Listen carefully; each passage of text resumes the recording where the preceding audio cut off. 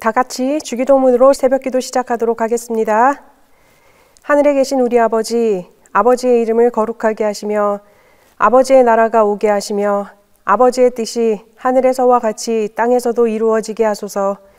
오늘 우리에게 일용할 양식을 주시고 우리가 우리에게 잘못한 사람을 용서하여 준 것 같이 우리 죄를 용서하여 주시고 우리를 시험에 빠지지 않게 하시고 악에서 구하소서. 나라와 권능과 영광이 영원히 아버지의 것입니다. 아멘.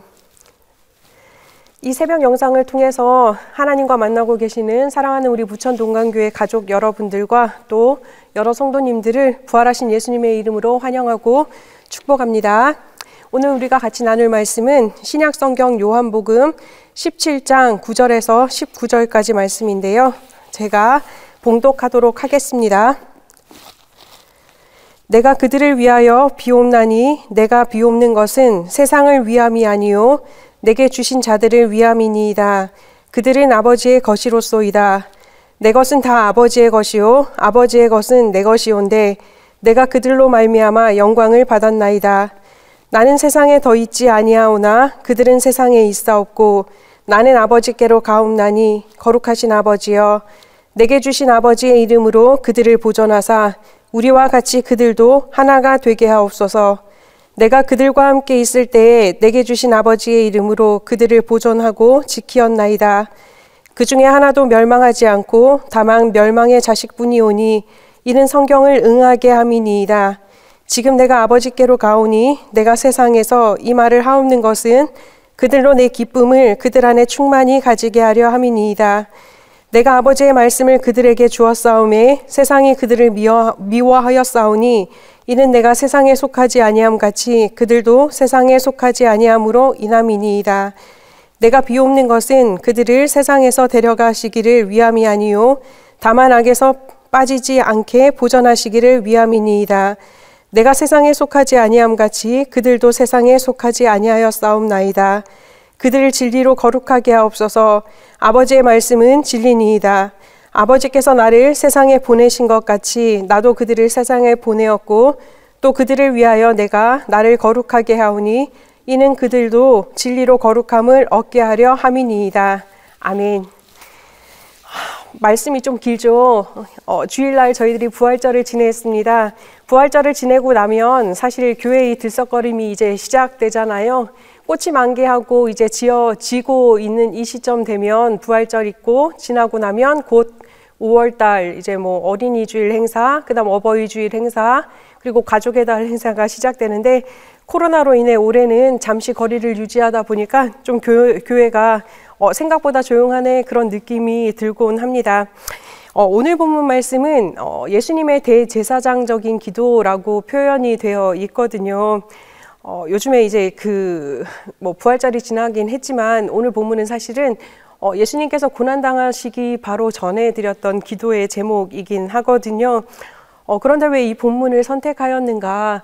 제가 요즘에 계속 기도에 조금 많이 생각을 하고 또 말씀을 묵상하고 있는데 이전에 드렸던 이제 새벽 기도 속에서 제가 주기도문을 가지고 말씀을 나누었었잖아요. 그런데 그 기도보다 조금 더 제 마음을 뭉클하게 하는 기도가 바로 이제 오늘 본문이었거든요. 그래서 이 말씀을 가지고 한번 나눠봤으면 좋겠다 싶어서 다시 이 말씀을 잡았습니다. 제목을 저는 이제 애절한 예수님의 사랑이라고 이제 지었고요. 17장 말씀을 살짝 이제 간단하게 요약을 해드리자면 예수님의 이제 기도인데요.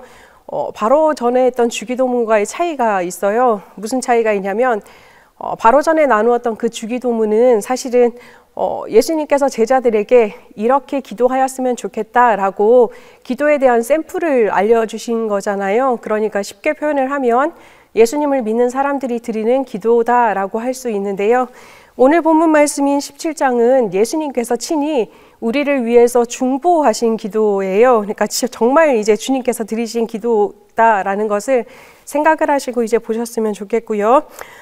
또 여기에서 기도에서 가장 중요한 것, 이제 세 가지 요소가 있거든요. 그러니까 누구에게 기도를 하느냐 보면 1절 말씀에 나와 있어요. 본문은 아니었지만 하늘에 계신 아버지라고 표현이 되어 있어요. 바로 하나님께 기도하는 것이다 라는 거고요. 또 기도의 주체는 누구냐? 바로 전에 말씀드렸던 것처럼 예수님께서 이제 기도의 주체다라는 거예요.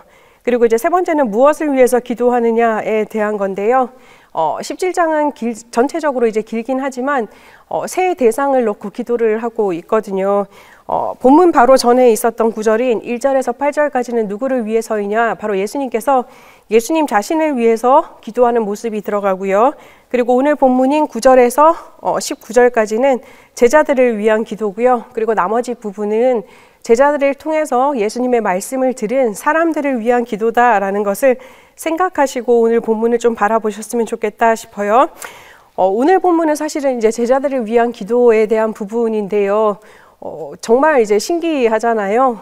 그 제자들이 누구이기에 예수님께서는 그들이 누구라고 생각을 하셨기에 이렇게 친히 중보 기도까지 드리셨을까라는 의문점이 생겼거든요. 물론 이제 같이 하나님 나라를 이끌어 갈 사람들 그리고 하나님의 복음을 전할 사람들이긴 하지만 예수님의 진짜 속마음이 어떻게 표현되는가 저는 이제 고민을 하다 보니 이 말씀이 이제 나와 있더라고요. 9절 말씀인데요. 제가 한번 읽어 드릴게요.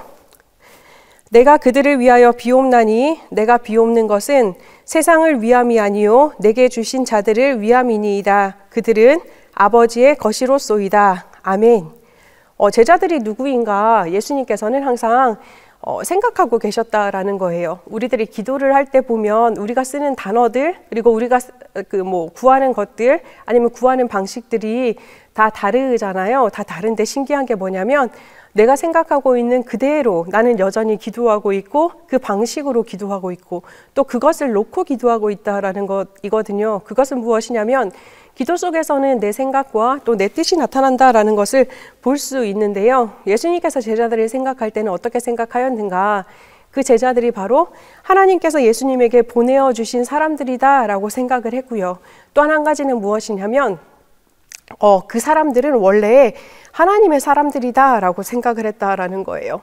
우리가 본문에서 다 읽지 않았기 때문에 정확하게 보이지는 않지만 요한복음 17장에서 바라보면 제자들에 대해서 말씀하실 때 이렇게 계속 얘기하고 계세요. 내게 선물로 주신 자들 그리고 하나님의 것이다라는 이야기가 나타나고 있거든요.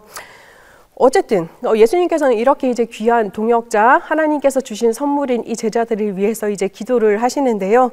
어떤 것을 위해서 기도하느냐 두 가지로 오늘 본문에서는 나뉘어지고 있어요. 첫 번째는 이제 11절에 나타나 있는데요. 제가 한번 읽어보도록 하겠습니다. 나는 세상에 더 있지 아니하오나 그들은 세상에 있사옵고 나는 아버지께로 가옵나니 거룩하신 아버지여 내게 주신 아버지의 이름으로 그들을 보전하사 우리와 같이 그들도 하나가 되게 하옵소서. 아멘. 뭐라고 나와 있느냐? 제자들을 위해서 기도할 때 보전해달라라고 이야기를 하고 있어요. 보전하는 기도, 그러니까 보전해 주십시오가 예수님께서 제자들을 위해서 드리셨던 첫 번째 중보기도의 제목이다라고 생각하시면 되고요. 두 번째 것은 어디에 나타나느냐? 17절 말씀인데요. 제가 다시 한번 읽어드리겠습니다. 그들을 진리로 거룩하게 하옵소서. 아버지의 말씀은 진리니이다. 아멘. 무엇을 기도하느냐? 바로 거룩하게 해 주십시오라고 기도하고 있다라는 거예요. 이 두 가지를 놓고 어떻게 풀어가는지 한번 제가 계속적으로 말씀으로 나눠보도록 하겠습니다. 첫 번째 이제 보전해 달라라는 기도에 대해서 나누고 싶은데요. 어디에서부터의 보전을 이야기하고 있는가라는 거예요. 보면 그 보전해 주십시오. 그 이유가 무엇이냐? 바로 아버지와 내가 하나가 된 것처럼 이 제자들도 하나가 되게 해 주십시오라고 이야기를 하고 있어요. 하나가 된다라는 것 자체는 사실 쉽지 않은 부분이잖아요. 왜냐하면 하나가 된다라는 것은 적어도 내 것을 조금씩은 양보를 해야 되고 그 중에 한 명은 아주 커다란 이제 양보를 해야지 하나가 될 수 있는 방법이거든요. 예수님께서 제자들의 보전을 위해서 기도를 하면서 하나가 되게 해주십시오라고 기도했던 이유는 사람들의 속성을 잘 알고 계셨기 때문인 거예요. 사실 예수님께서 제자들과 같이 계셨을 동안에는 제자들의 그 고충이나 수고로움이나 아니면 그런 이제 다툼들에 대해서 예수님께서 관여하셔서 또 본인이 직접 삶으로 보여주시면서 해결하고 이끌어 가셨는데요. 이제 예수님께서 떠나가게 되니 그 부분이 걱정이 되셨던 거죠. 왜 걱정이 되셨을까? 이미 예수님이 삶에서 경험을 하신 거예요. 공생의 기간 동안 여러 사람들이 끊임없이 제자들 사이에서 분열을 일으켰고, 사람들뿐만 아니라 우리가 흔히 말하는 이제 악한 세력들 있잖아요. 하나 되게 하는 것을 정말 싫어하는 그 악한 세력들이 예수님의 제자들이 틈을 타서 자꾸 끼어들어가는 것을 또 경험을 하셨던 거죠. 그러다 보니까는 하나님 제발 보전해 주십시오. 그래서 내 제자들이 하나가 될 수 있도록 도와주십시오 라고 이야기를 하고 있어요. 그런데 보전을 하는데 어떻게 보전을 해야 되는가 또 그 앞에서 말씀하고 있거든요. 어떻게 말씀하고 있냐면 내게 주신 아버지의 이름으로 보전해 주십시오 라고 나와 있는 거예요. 그 전에 이제 보존이라는 단어는 영어로 말하면 protect이거든요. 보호라고 생각을 하셔도 괜찮을 것 같아요. 내게 주신 아버지의 이름으로 보존해 주십시오, 보호해 주십시오라고 하는데 말이 조금 어렵잖아요. 그래서 이제 제가 메시지 성경을 찾아봤더니 이렇게 기록되어 있더라고요. 제가 말씀 읽어드릴게요.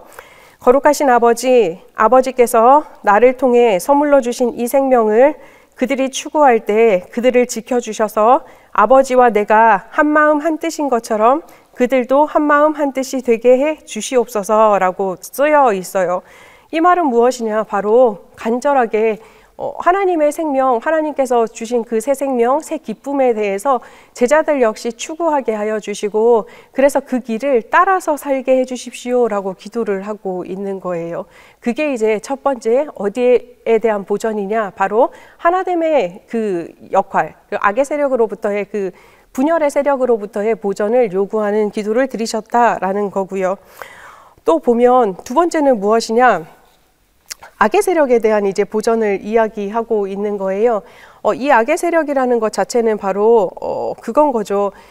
끊임없이 분열을 일으키는 세력, 그 세력으로부터의 보전을 이야기하고 있거든요. 그것은 예수님 자체도 느끼신 거잖아요. 공생에 시작하기 전에 시험에서도 느꼈고 삶의 순간순간 사실 사람들의 모습을 통해서도 느끼신 부분이기 때문에 그 부분에 대한 이제 보전이 있다라는 것을 생각을 하셨으면 좋겠고요. 또한 두 번째 보전은 무엇이냐? 바로 세상에 속하지 않도록 해주십시오. 악으로부터 보호해 주십시오라고 되어 있는데요. 중요한 것은 무엇이냐? 악으로부터 보호해 달라라는 기도를 통해서 예수님께서는 제자들을 이 세상에서 데려가 주십시오라고 기도한 것은 아니었어요. 세상에 남겨두시되 세상 속에서 느껴지는 그런 악으로부터의 보호를 요구하셨거든요. 이 말은 무엇이냐? 세상과 동화도 되지 말고 또한 세상과 단절되지도 않게 해달라라는 중보 기도인 거예요. 너무 악의 세력이다라고 딱 잘라버리게 되면 사실 우리들만의 성역이 될 수밖에 없는 거잖아요. 그것도 옳지 않다라고 생각을 했고요. 또 내 모습과 다른 이제 악의 세력들, 그래 너네들도 허용해 줄게라고 받아들이는 것도 아니다라고 생각을 하셨기 때문에 세상에서 살아가되 악으로부터 보호해 주십시오라고 기도를 한 거죠. 오리 다들 알고 계시죠? 꽥꽥 오리요. 이 오리는 물에서 이제 동동거리고 놀고 있는 족속들이잖아요. 그런데 신기하게도 오리가 익사하는 경우가 있다라고 해요. 들어보신 적 있으세요? 오리가 그 익사하는 이유는 놀라운데요. 뭐냐면 오리가 물에 뜰 수 있는 이유는요. 꼬리에서 이제 방수기름 같은 게 나온다라고 얘기를 해요. 꼬리 부분에서. 근데 그 방수기름을 자기의 깃털에 바르고 나면 그 기름 때문에 오리가 익사하지 않는다라고 하거든요. 그런데 간혹 그것을 게을리하여서 몸에 그 방수기름을 바르지 않은 오리들은 물에 빠져 죽을 수밖에 없다라고 이야기를 해요. 재미있는 얘기죠. 우리가 바로 그 오리와 같게 살아가게 해주십시오라고 예수님께서는 기도하고 계신 거예요. 그 말은 무엇이냐? 물이라는 곳이 세상인 거예요. 그 세상을 살아가는데 우리가 물 밖으로 나가는 것도 아니고 물 속에 들어가서 익사하는 것도 아니다. 방수기름을 발라서 내 몸이 물 속에서 떠 있을 수 있도록, 살아갈 수 있도록 하는 것, 그것이 바로 우리들이 추구해야 되는 삶이다라는 것을 예수님께서는 기도를 통해서 말씀하고 계신 거예요. 그러면 그 방숙 이름이 무엇이냐? 바로 하나님의 능력, 그 다음에 하나님의 이름, 그 다음에 하나님의 모습이다라는 거예요. 그런데 그것을 갖추기 위해서 무엇이 필요한가? 그게 바로 두 번째 이제 강구하고 연결이 되는데요. 아까 말씀드린 것처럼 두 번째 이제 강구는 거룩함에 대한 부분인 거예요. 우리가 세상에서 살아가지만 이제 그 방숙 이름처럼 우리를 보호할 수 있는 것이 무엇이냐? 바로 거룩함인데요. 어떻게 거룩해야 되는가? 본문 말씀은요, 17절에서 말씀하고 있는데 제가 한번 읽어드리도록 할게요. 그들을 진리로 거룩하게 하옵소서. 아버지의 말씀은 진리니이다. 아멘. 뭐라고 나와 있냐면 진리로 거룩하게 해 주십시오라고 이야기를 하는 거예요. 진리라는 것은 무엇이냐? 바로 하나님의 말씀이다라는 거예요. 하나님의 말씀으로 거룩하게 해 주십시오라고 예수님께서는 제자들을 위해서 두 번째 강구를 드리고 있는 거예요. 그런데 그 이유에 대해서 18절에서 나와 있는데요. 뭐라고 하냐면 하나님께서, 아버지께서 나를 이 세상에 보내신 것처럼 예수님께서도 이 제자들을 이 세상에 보내셨기 때문이다라고 이야기를 하고 있는 거예요. 그리고 예수님께서도 진리 안에서 날마다 거룩함의 삶의 모습을 갖추기 위해서 노력하고 애쓰신 이유가 무엇인가? 바로 제자들도 예수님의 그 모습을 보면서 그런 삶의 모습을 익혀나가고 또한 그것이 자연스럽게 삶 속에 녹아나기를 원했기 때문이다라고 이야기를 하는 거예요. 그렇다면 예수님께서는 왜 제자들에게 거룩함에 대해서 이야기를 하시고 또한 그 부분을 놓고 중보를 하셨을까요? 그 이유는 바로 한 가지인 거예요. 제자들이 사명자들이기 때문이거든요.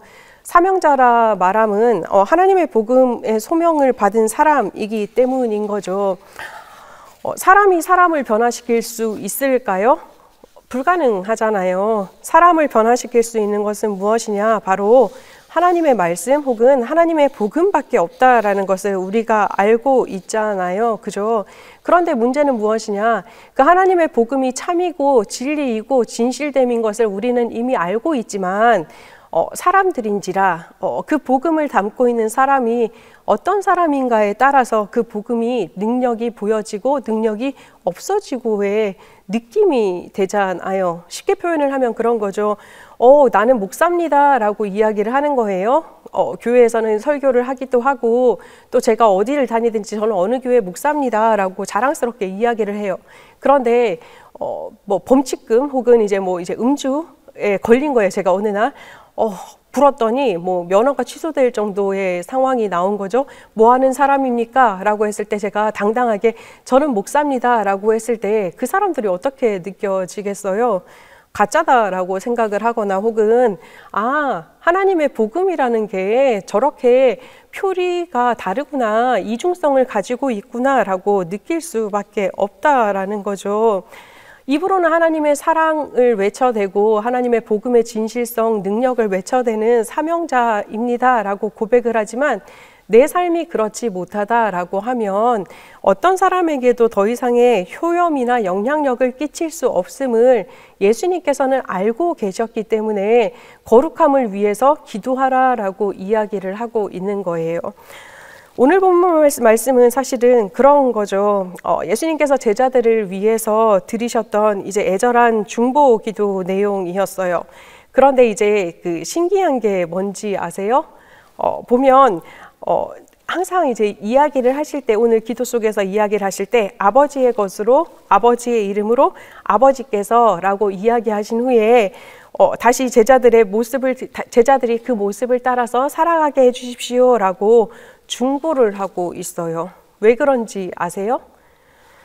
인간의 참 실상을 예수님께서는 알고 계셨다라는 거거든요. 그리고 내게 주신 아버지의 능력으로 그들을 도와주십시오라고 기도를 하셨던 거예요. 왜?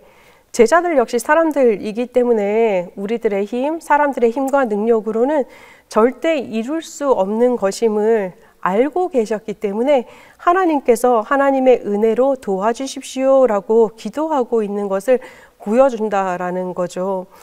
그냥 말로만 전해져서 알 수 있는 것이 아니라 그 모습 자체를 예수님께서는 자신의 삶을 통해서 제자들에게 보여주셨고, 또한 그 삶의 모습들이 제자들에게 자연스럽게 흘러 들어가서 제자들이 변화될 것임을 알고 계셨기 때문에 그 제자들을 위한 애절한 기도 속에 그런 내용을 넣었다라고 우리는 생각해 볼 수 있는 거죠.